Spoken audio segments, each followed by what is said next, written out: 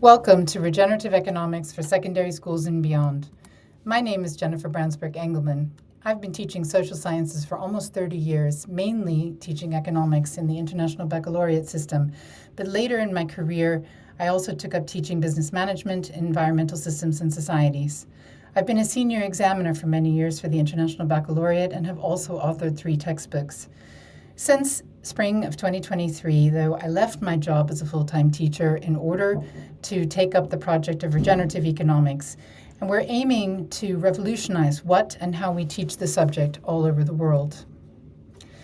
This project got its origin with 2 student groups, SOS UK and Teach the Future in the UK. They organized a project, a quite ambitious project, to completely rewrite the national curriculum in England to include sustainability. This Curriculum for a Changing Climate project asked academics and teachers to rewrite the curricula, but economics is a little bit different from other subjects.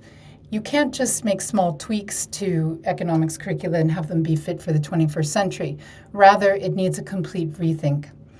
I was asked to work on this project, on economics specifically, and knowing that it needed radical transformation, I asked Kate Raworth, the author of Donut Economics, an economist at Oxford University, to help.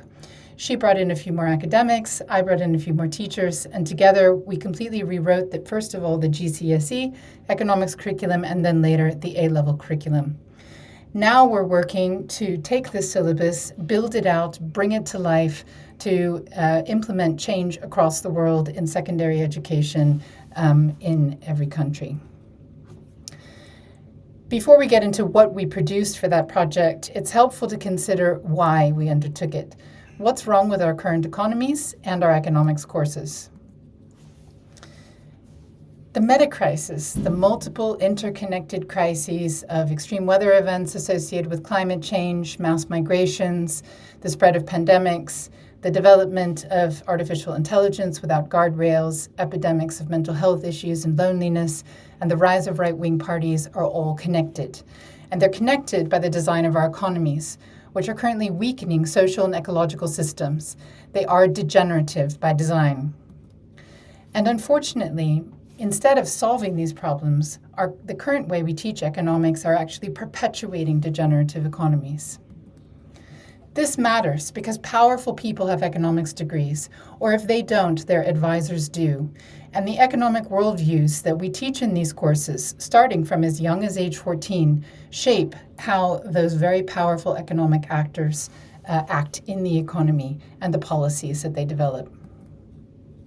So let's take a look at what these current economics courses are actually teaching.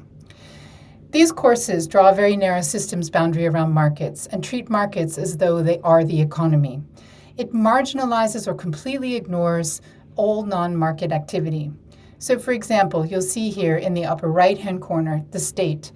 The state isn't treated as though it's an integral part of the economy. We even use language that shows how marginalized the state is. We talk about the state intervening in the economy as though it's not a part of it, that the state imposes regulations, that taxes are a burden. This shows that the state is a marginal actor and pushed aside in these courses. Likewise, society and the environment are also marginalized. In fact, the word we use to talk about them is externalities, showing that they're outside the systems boundary that we've drawn in these courses. In fact, we don't even have a language to talk about society and the environment except through the lens of markets, that these are market failures. If you see in the lower left-hand corner, you'll see barely visible household care and domestic work in the commons. Both of these important provisioning institutions are largely ignored in these courses.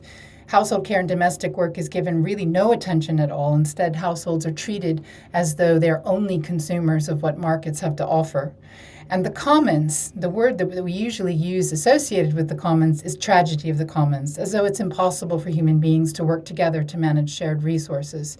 But like the household, this is a very important provisioning institution that actually has a huge positive impact on human well-being and is a critical part of supporting healthy ecosystems as well. But let's take a look inside at how these courses treat markets themselves. We use models that actually have very degenerative assumptions behind them, that human beings are selfish, that our goals are to maximize personal utility, that price is the only metric of value, that endless, aimless growth is both possible and desirable, that businesses should be aiming to maximize profit, even if it means extracting value from every other stakeholder in the economy and from the natural world. And from day one, students are taught about the concept of scarcity, that there's not enough to meet human needs, which sets up mental models of competition and grabbing as much as we possibly can with no regard for other human beings or for healthy ecosystems. So you can see the very framing of markets as the center of the economy, the marginalization of other important elements of the economy, or the complete ignorance of important provisioning institutions leads to a highly degenerative understanding of what our economy is and what our economy is for. So what do we propose instead? We propose, first of all, widening the system's boundary beyond markets. In the Regenerative Economics course, we've structured the content along the embedded economy model. You'll see that markets are still there, but we don't draw the narrow systems boundary around it, but rather push it out right the way to Earth's systems. This encourages more systems thinking. The course becomes interdisciplinary by design. Knowledge of basic ecology is required in this course and taught in this course. And we work to end human nature dualism and implement multiple schools of thought through this framework.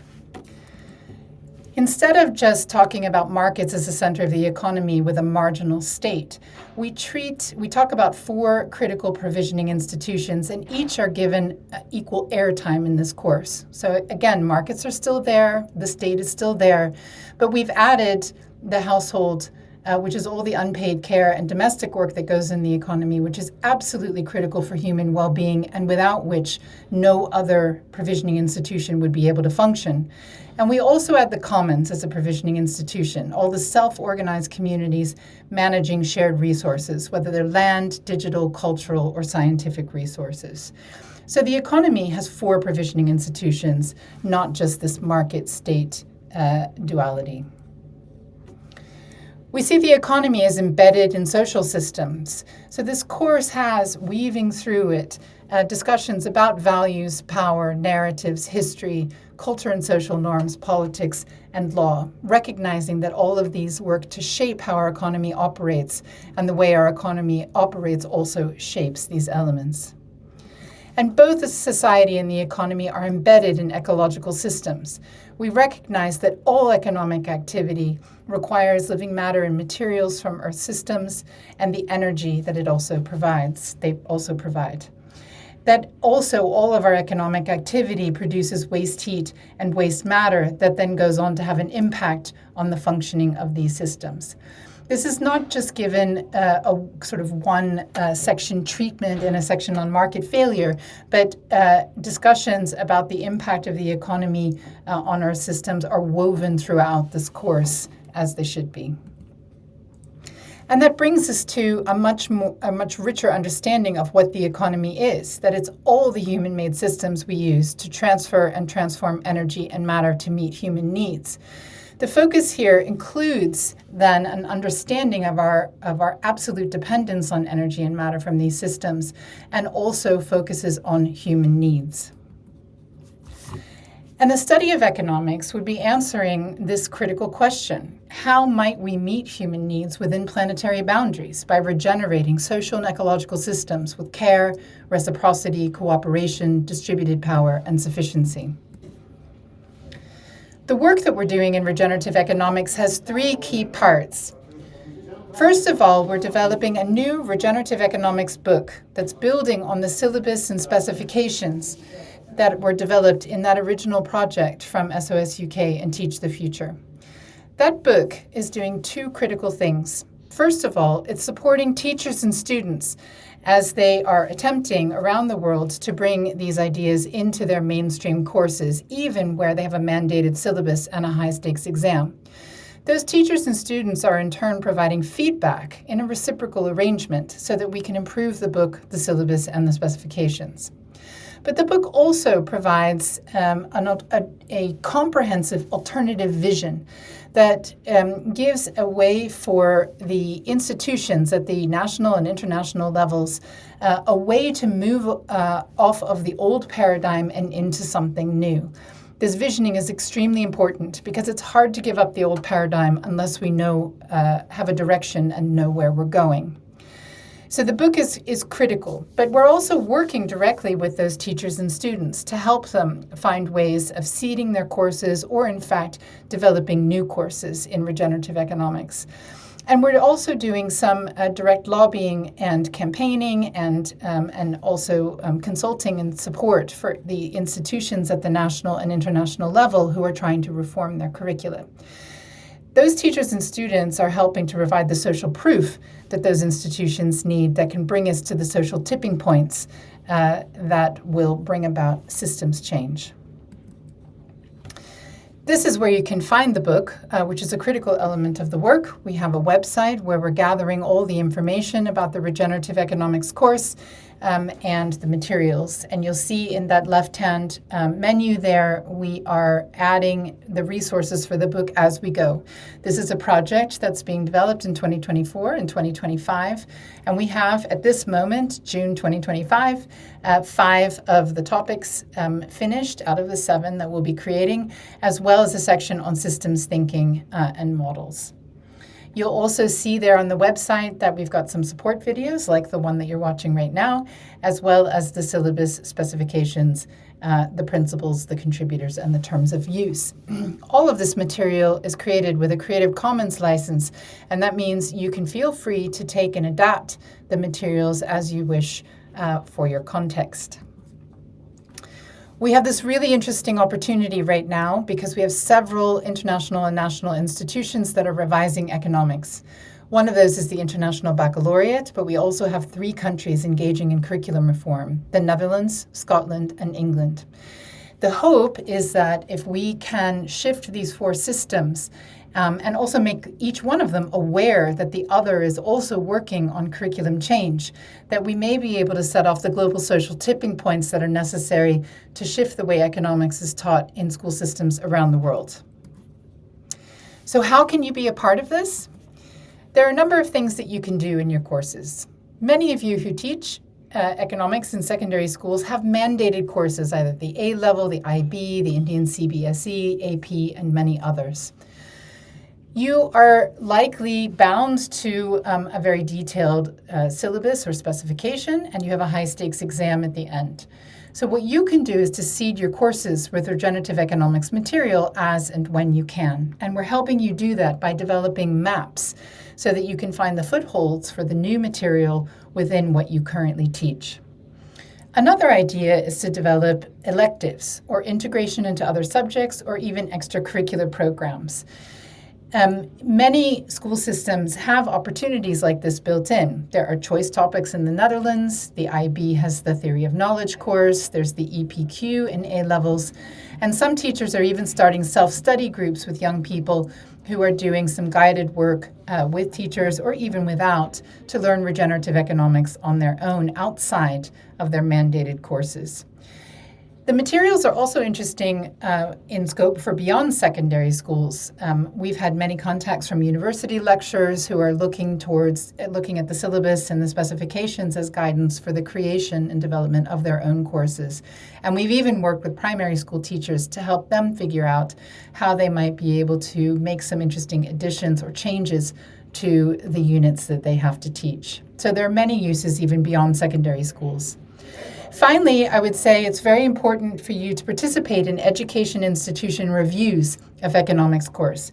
Take the opportunity, make your voice heard, and also let us know if you find out that curriculum reform is happening in your area, because we can help. There are video explanations of the project that we'll be adding over time to our YouTube channel, which you can see here. And likewise, you can stay in touch with us by signing up for our newsletter, which we release once a month with updates on the project and new releases of curriculum and textbook. The form is on our website on the homepage. You can also follow us on LinkedIn on our page there, where we're posting regularly about interesting ideas that we find and sharing new materials there as well. This is the website where you can find everything you need, and we'd love to hear from you. If you'd like to set up an appointment, you can contact me. My email is on the website as well, and we hope you found this project inspiring and look forward to hearing from you. Thank you very much.